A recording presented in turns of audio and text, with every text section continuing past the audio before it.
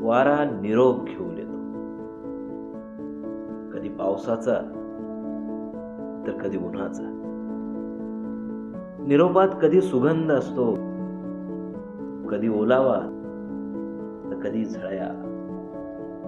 वारा सोंगाड्या होऊन येतो, कधी सोसाट्याने वादळ बनून तर कधी मोहक झुळूक बनून. कधी खारा असतो तर कधी नुसताच वारा असतो.